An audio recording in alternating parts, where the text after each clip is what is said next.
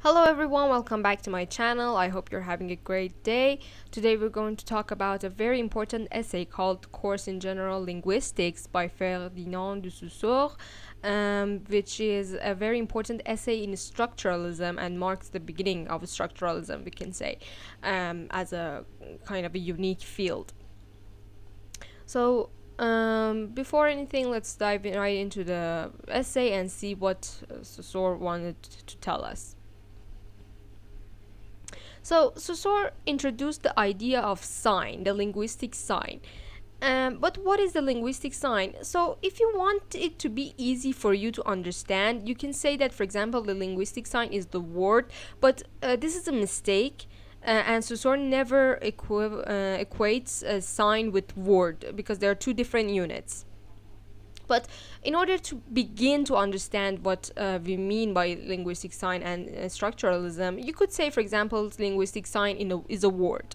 In your mind, make it easy for yourself. But remember that this is not correct. I'm just saying this until we can actually, let's say, differentiate between sign and word and understand how they are different and etc. So, what is the linguistic sign? The linguistic sign is something that unites a concept and a sound image. Not a thing and a name, a concept and a sound image. What do I mean by that? I mean that I write the word tree here, and this T-R-E-E, tree, has a sound. Okay, I say tree. This sound in my mind is a psychological sound. It's not a literal sound in my head.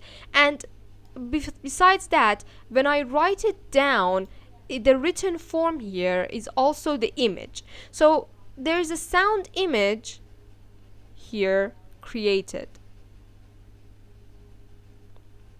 That's what we mean by sound image. So the sound of, when I think of the word tree in my head, I go tree. So the sound that I make is the psychological imprint in my head. I don't mean that I literally say the word tree. This is not a literal material thing. It's a psychological thing.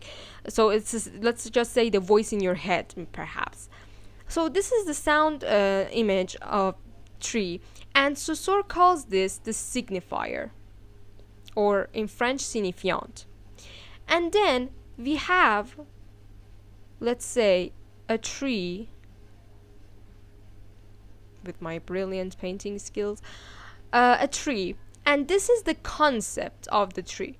So when I say tree, you think of something that has a trunk with some leaves, green leaves, etc., and it's tall and other qualities. This is the concept that comes to my mind, and that's called the signified concept. So what is this diagram trying to tell us? It's like we have a sheet of paper, and this is the simile or analogy that Saussure uses himself. This is a sheet of paper. He says that in the front and back we have the two concepts. For example, in the front we have the sound image, and then in the back that we can't see we have the concept. So it's like a piece of paper. It's connected to each other. The two things that I mentioned, signified and signifier, are not separate entities. They together make up the sign together. So it's very important to know that we are not facing two individual different entities here. They are separate, but in the sense that they make up one other thing. Other than that, they are like two sides of a sheet of paper, as I said. So this is what he means by linguistic sign, signifier, and signified. This is the most basic thing that you have to know about structuralism. Then we move on to principles that Saussure tells us about the sign, the nature of the sign. He says that the bond between the signifier and the signified is arbitrary. Now, what does that mean? This means that, for example, let us say T-R-E-E, tree, and then we have an actual tree here. Okay, so here's my question. Who said that T-R-E-E together would be what we call tree, or this image here? Who said that these combination of words are tree? Or who said that, for example, tree can't be cat, C-A-T, you know? Where do we get this? So the answer is that we get this from convention and collective use, and there's absolutely no natural relationship between the signifier and the signified. So no natural relationship. The bond or relationship between signifier and signified is completely arbitrary. Okay. Now, some people have used the word symbol instead of sign to designate the linguistic sign that Saussure talks about, or what we call the signifier. The signifier like tree here, or the linguistic sign tree. They have used a symbol for that. But if we look at the literary device called symbol, we know that this is not very accurate, and Saussure disagrees with this. Why? Because one characteristic of symbol is that it is never completely arbitrary. It's not empty. In symbol, there's always a rudiment, or there's always a remaining of a natural bond between the signifier and the signified. You might ask, what does that mean? For example, when I say rose is the symbol of love, let's say there has been, because of many usages, many universal ideas. This is universal. It's very important that this is universal, because in later we understand that we study languages separately, and linguistic sign is different for each language. But when I say rose is a sign of love, for example, it's a symbol of love.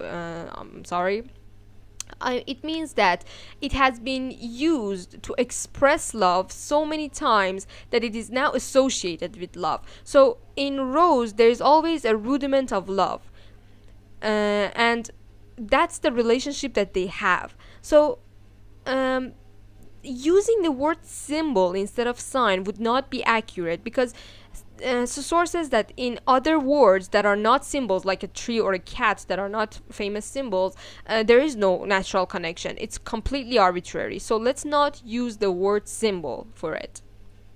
Now, Saussure here introduces two objections that might be raised to the establishment of the first principle, which is the arbitrary nature of the sign.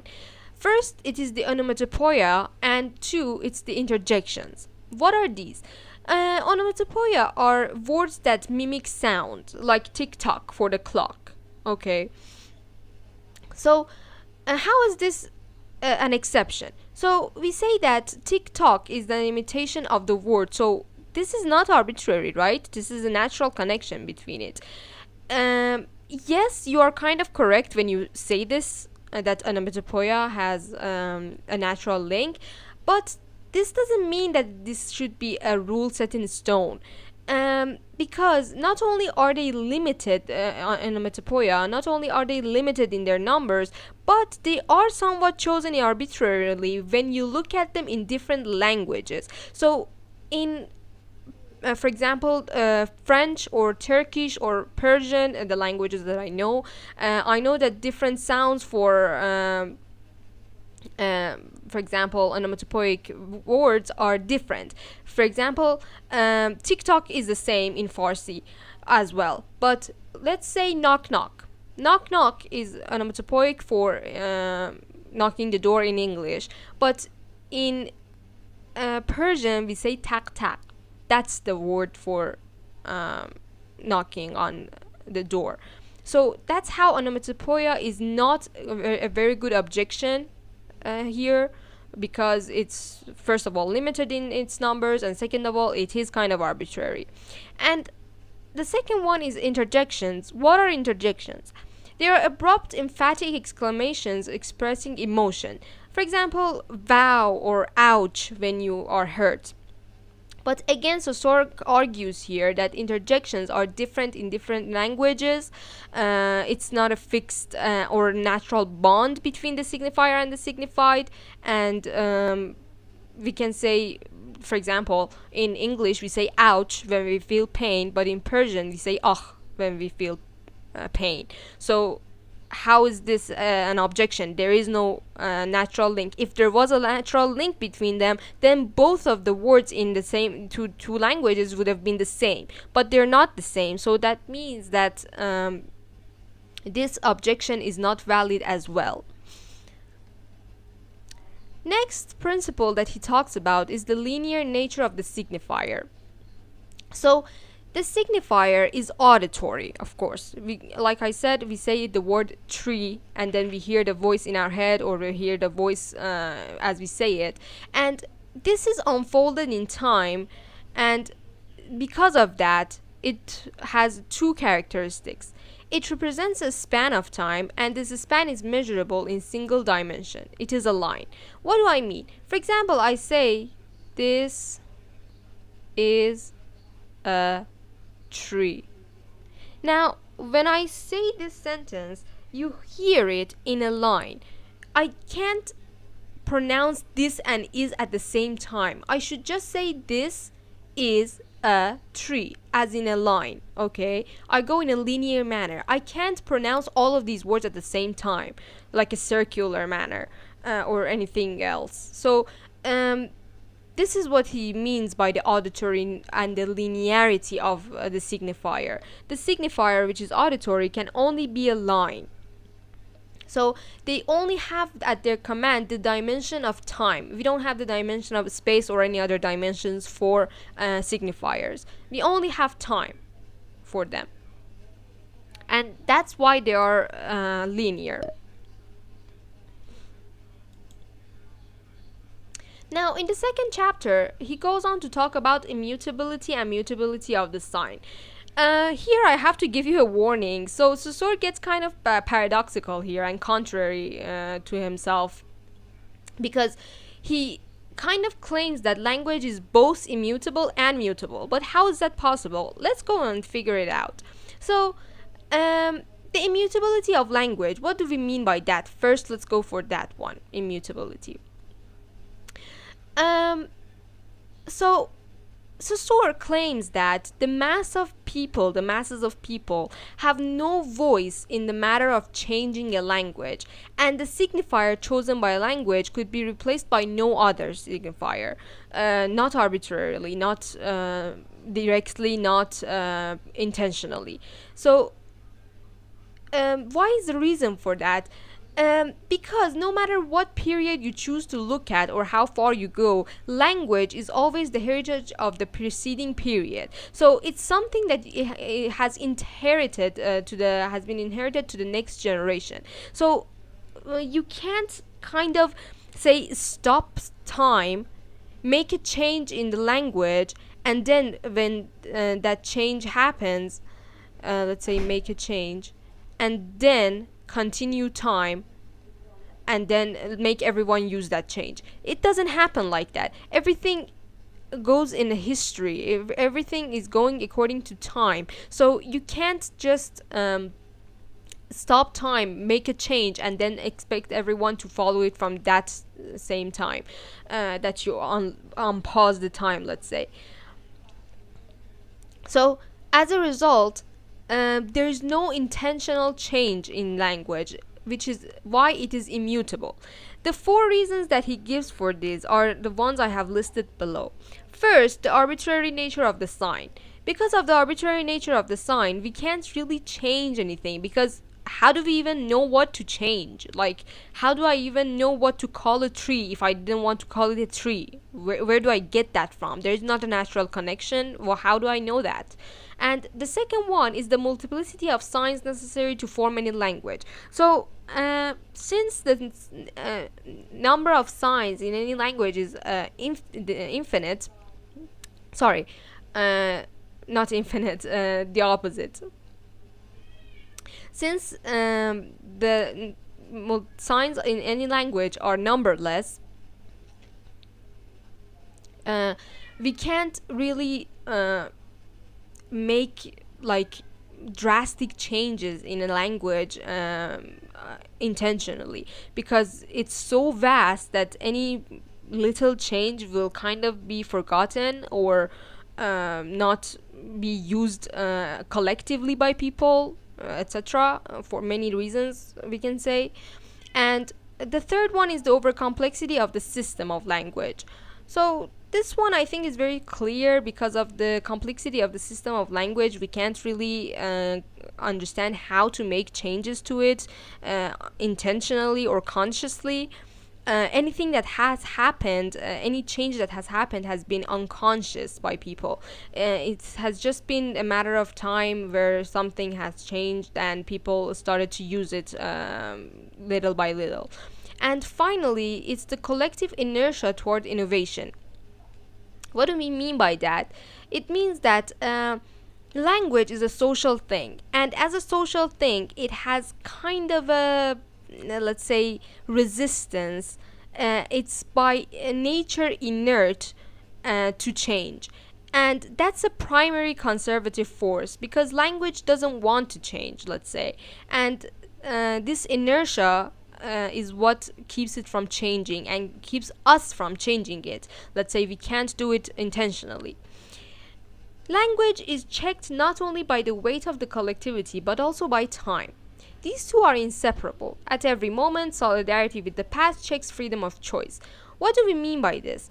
Saussure wants to say that two elements here are stopping us from changing the language, the sign. First, the weight of the collectivity. So we have so many people speaking one language, let's say English. How are we supposed to control all the collective people and say that from now on, instead of tree, you're going to use the word, for example, desk for a tree? How are we going to inculcate that? And the other thing is time. So the issue of time is a little bit paradoxical, as I'm going to mention in the next slide, as I had told you before.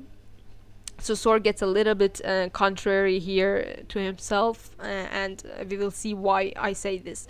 So the issue of time here, pay attention, he says that, like I mentioned up here, throughout history, language is kind of something that we inherit from the past and it goes on from us to the future.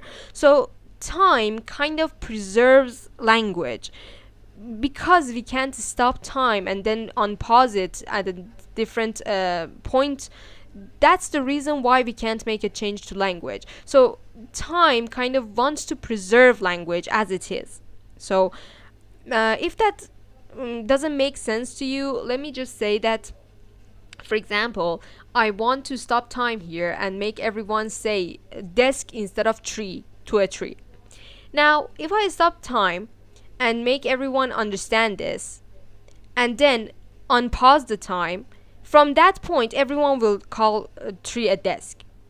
But when the time is passing, new generations are being created at every moment of this time that I'm talking about. So these new generations are all going to learn that the word for tree is tree, not a desk. So they're not going to use desk anymore. They're going to use tree, and that's something that time controls, and I can't control it. Okay? I hope this made sense to you, because it's only going to get more complicated. Now, what do we mean by mutability of language? What does Saussure mean by it? So, very paradoxically, the thing that I just talked about, time, which ensures the continuity of language, wields another influence, apparently contradictory to the first one, which is that of a rapid change in linguistic science. In a certain sense, we can speak of both the immutability and the mutability of the sign. So here he's saying that time is a factor that plays a role in both the immutability and the mutability of the language, meaning the unchangeableness of it, if that's a word, and the changeableness of it, if that's a word. That's what we mean by mutability and immutability. So let's dig this further. What do we mean by that? Let's look at this diagram here. You see, we have a let's say, arrow pointing downward saying time. And then we have the language. And then we have community of speakers. What does this mean? What are these three? How are these three related to each other? So, language, according to Saussure, is under the influence of two things: time and community of speakers. And for example, if we considered language in time, for example, without no community of without the community of speakers, let's say, for example, we have an isolated individual living for several centuries. So no community of speakers, just an individual, and then we have centuries of time. We would probably notice no change because that individual has no social force around themselves to change language. So language stays the same by time only. Now, imagine the other way around. Conversely, if we consider the community of speakers without considering time, would we see change? Again, the answer is no, because we wouldn't see the effects of social forces during time on the community of speakers. Then we wouldn't have time. We would have single snaps of shots of the community as they speak, and then we wouldn't notice any change. So, in order to understand change in language, we need both time and community of speakers. These two factors together influence a change in language. And when we say a change in language, what do we mean by that change? Saussure defines it as this. He says, regardless of what forces of change we are, whether in isolation or in combination, they always result in a shift in the relationship between the signified and the signifier. So this is important. So this is how he defines change. The relationship between the signifier and the signified should change. For example, instead of calling a tree, we call it a desk. So that's a change in signifier for the signified of tree. And that's how a change takes place. Moving on, we get to chapter 3, static and evolutionary linguistics. So Saussure suggests that we should divide the science of language into two sciences. And how should these sciences be designated? He goes on to talk about two terms, historical linguistics and linguistic history. And he says that these two phrases are too vague for us. Okay, we need some distinction between the two sciences of language and two very, let's say, proper names for it. Then he goes on to suggest evolutionary and evolution linguistics in contrast to language states or static linguistics. So here we have the first one, evolutionary linguistics and static linguistics. Now, instead of using these two phrases, he goes on and creates two other names for them, which he uses from this point forward. He prefers to talk about synchronic and diachronic relationships of the signs in linguistics. Now, what do these two phrases mean? These are two of the very most important phrases that he uses in his essay. So everything that relates to the static side of our science is synchronic. Everything that has to do with evolution is diachronic. Similarly, synchrony and diachrony designate respectively a language state and an evolutionary phase. So everything that is related to a state of language is synchrony, and anything that's related to the change in language is diachronic. Now, I have a note here which is very important in the last slide, which I'm going to talk about after the next slide. So, the inner duality of the history of linguistics. Let's talk about the terms diachronic and synchronic more a little bit here. So, as you can see, this vertical line is diachronic, and this is where we consider time and its changes, and the horizontal axis is synchronic, which is where we consider the changes that happen simultaneously in language. So Saussure says that the linguist who wishes to understand the state of a language must discard all knowledge of everything that produced it and ignore diachrony. So he's saying that there are two different classes, and in these two classes are not related to each other. So the other thing that he says is that a diachronic fact is an independent event. The particular synchronic consequences that may stem from it are wholly unrelated to it. So a diachronic change over time, for example, how we have the vowel shift in English language and literature, that shift is something that you consider diachronically over time. But that doesn't help us to understand how we speak English at this point in 2025.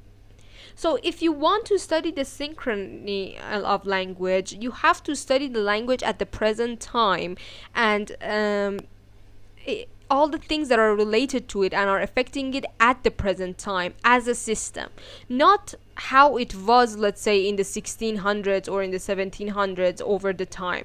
Okay, so that's not saying that you shouldn't do this. It's that if you are studying synchrony, then you should be faithful to it. Don't confuse diachronic study with synchronic study. They're different things, and we can use diachronic study in several fields. It's okay, it's something useful, but Saussure says that we shouldn't confuse the two together, and we should definitely separate those two fields from each other. Now,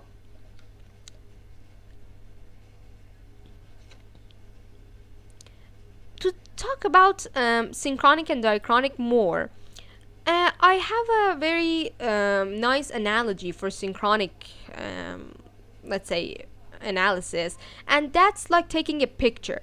Everything in the picture is happening right now, side by side, with all the elements influencing each other.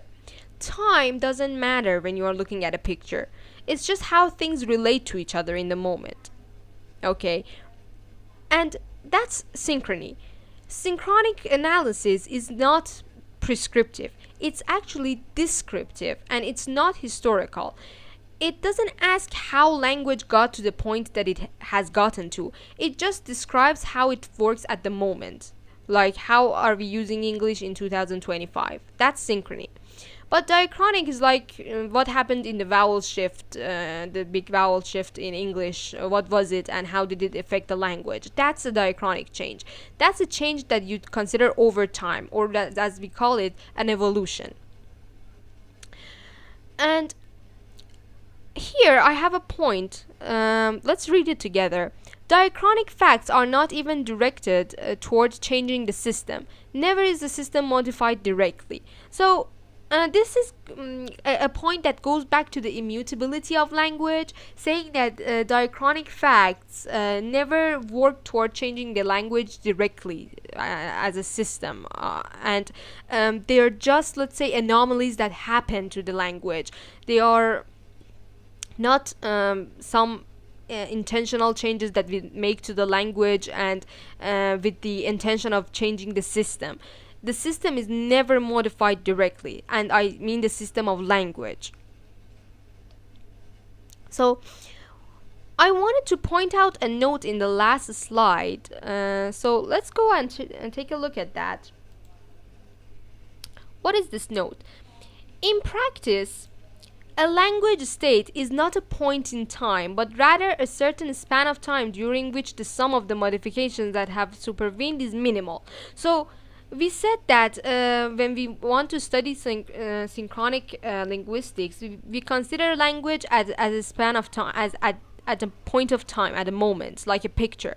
But this is kind of like tongue-in-cheek, because we can't literally talk about one moment. When we are talking about synchronic study, we mean a span of time in which language has stayed the same, hasn't changed much. So instead of treating language as a mathematical point, we treat it as a short time span. It's like a window during which the language remains relatively stable. Okay?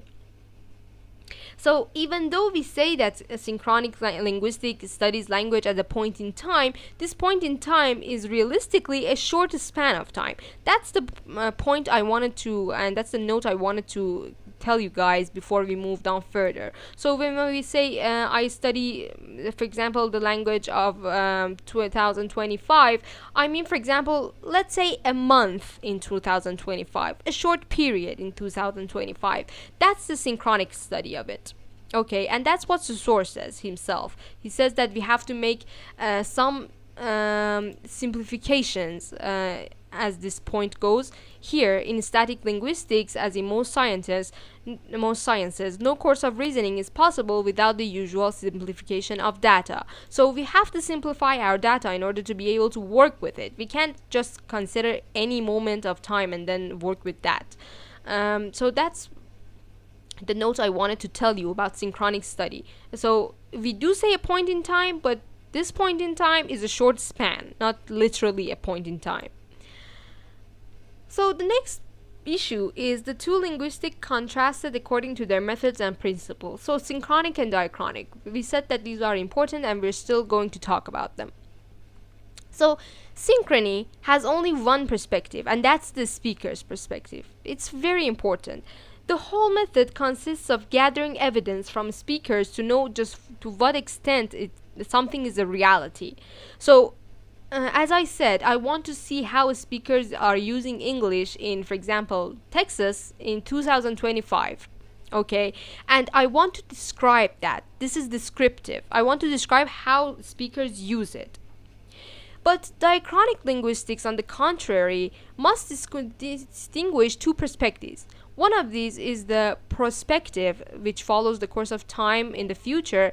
The other is retrospective, which goes back in time, and as a result is a duplication in methodology. So diachronic considers all languages in all times, in future, past, present, and kind of the, let's say, continuous span or continuity of time we're talking about here. Not like synchrony. Synchronic study has as its object not everything that is simultaneous, but only the totality of facts corresponding to each language. Separation will go as far as dialects and subdialects when necessary. So what do we mean by that? It means that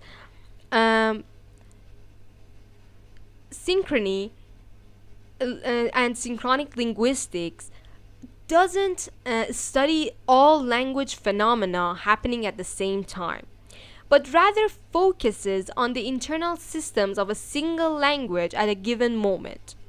Okay, so this part is kind of emphasizing that a single language is considered, and it's so exact that we are going to distinguish between dialects and subdialects. If, for example, the English that they speak in Texas is different from the language they speak in Florida in 2025.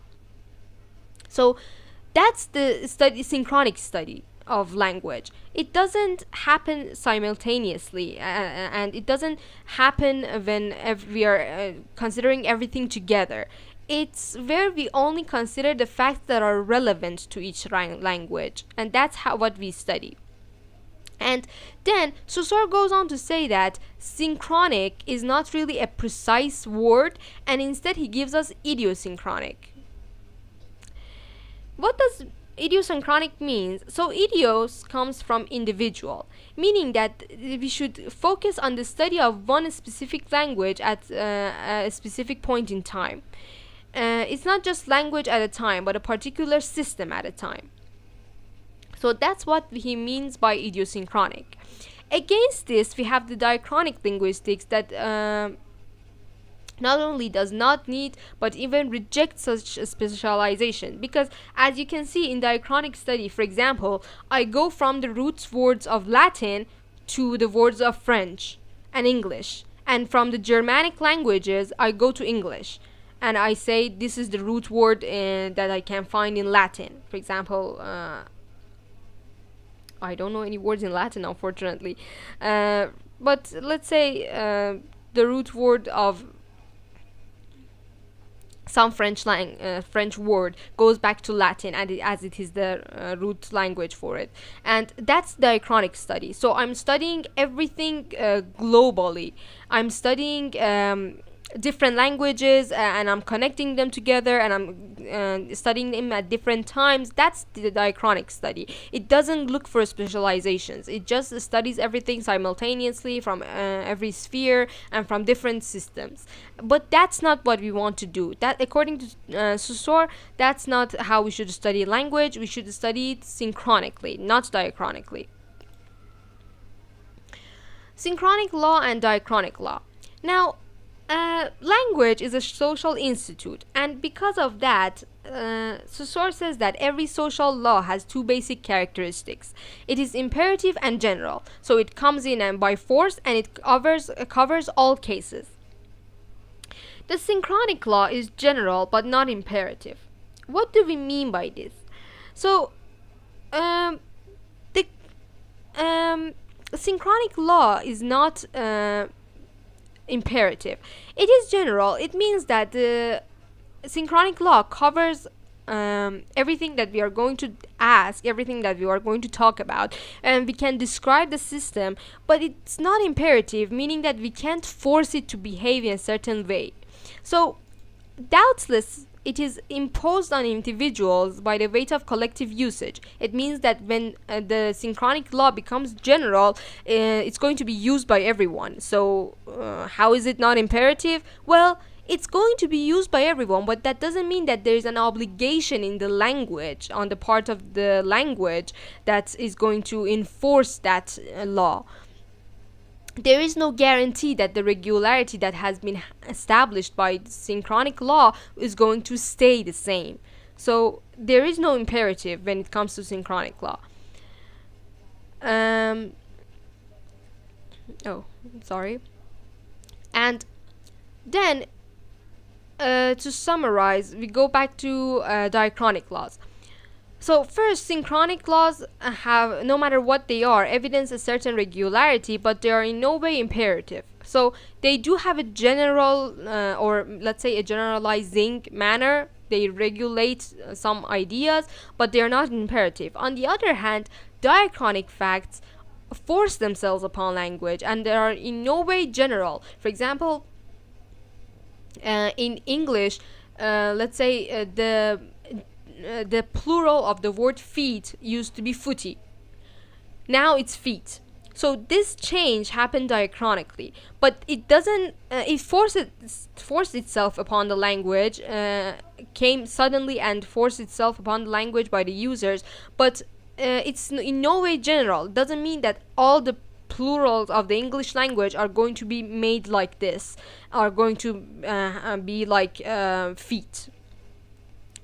And that's what it means that diachronic laws are in general.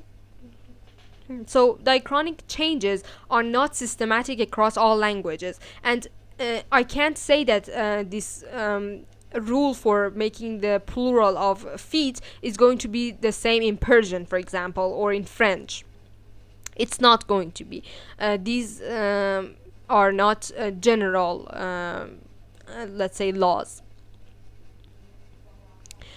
Unlike synchronic rules, diachronic facts don't form a coherent system. So, while diachronic changes are powerful, they're messy. They don't follow universal laws. So, they're not general, but they are imperative. So, it's funny. The synchronic law was general but not imperative, and the diachronic law is imperative but not general. So, they kind of are the opposite, or two ends of the spectrum.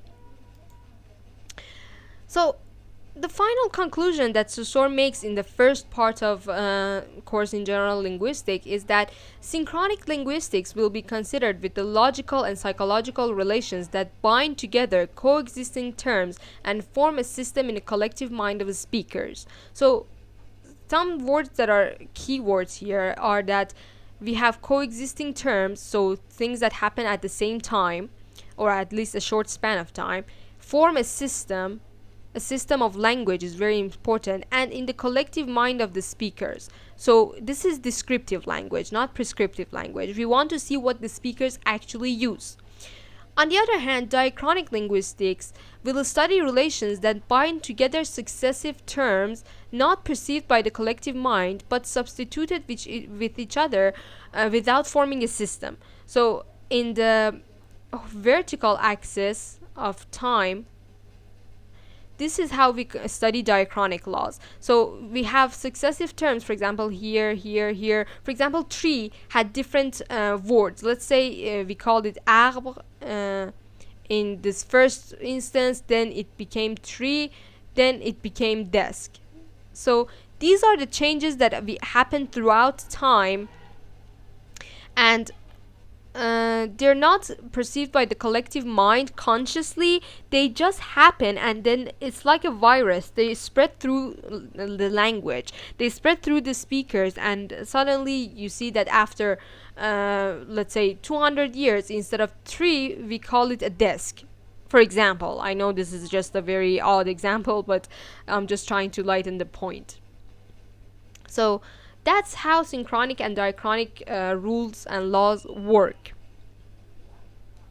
And I think that's the last point I wanted to make, because I have told you about this note here before, and this is a lot to take in. Perhaps it's a little bit of a difficult subject, course in general linguistics, so try to watch the video twice if you could, to understand it better, and ask any questions that you have in the comments. I'll be sure to answer them. But finally, I have to say, don't forget to like the video or subscribe to the channel. I hope you enjoyed the video, and I'm going to upload the second part of this very soon. And that's it for today, and goodbye.